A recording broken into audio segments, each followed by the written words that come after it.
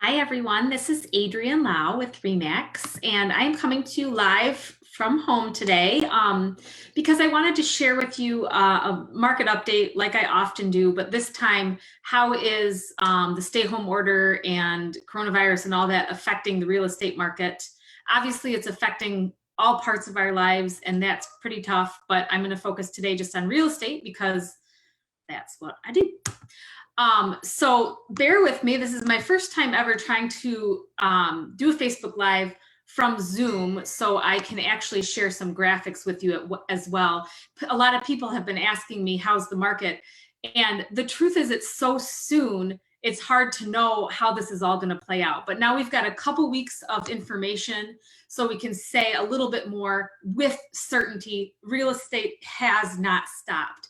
Even though as real estate agents, we aren't allowed to show properties, we can get inspections done, appraisals, financing, all of that.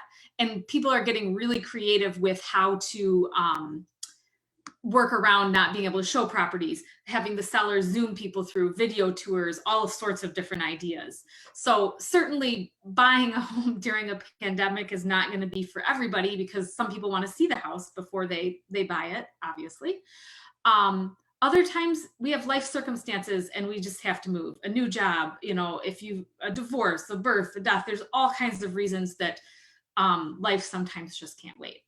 So let me dig into it. This is a bunch of gobbledygook, but it does break down. Starting from the beginning of the year, we were tracking compared to last year, doing right about the same volume of business. And then you can see in week 12, we start to fall off. And then for the last 3 weeks, we've fallen off quite dramatically, as you would expect compared to last year. No big surprise there. But here's the really good news. So I have 2 charts here. This first chart shows how many homes were listed in the various weeks of the year, this year versus last year. Obviously, it's much lower this year. And then this one shows you how many homes have actually gone under contract.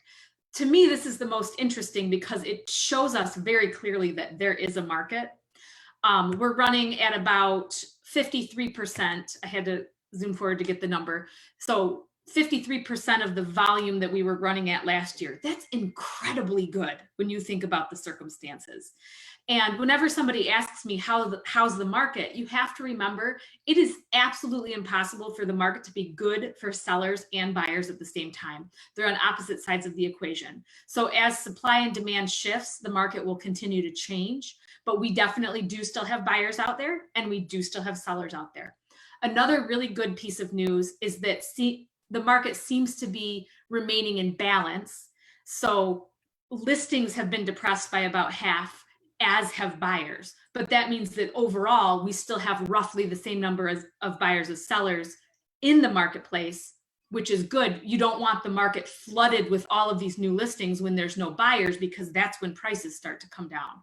So based on what we've seen, and we're real early into this, it seems that the market will be, while depressed, still there for sure. It's way too soon to have any pricing data because it takes 4, 5, 6 weeks for a property to close. So the properties that are closing this week, they were under contract before this all started. So we'll keep you updated as things evolve. It could be that we see prices go down. It could be that we see prices go up. They could stay steady. That part we just don't know. I definitely don't expect.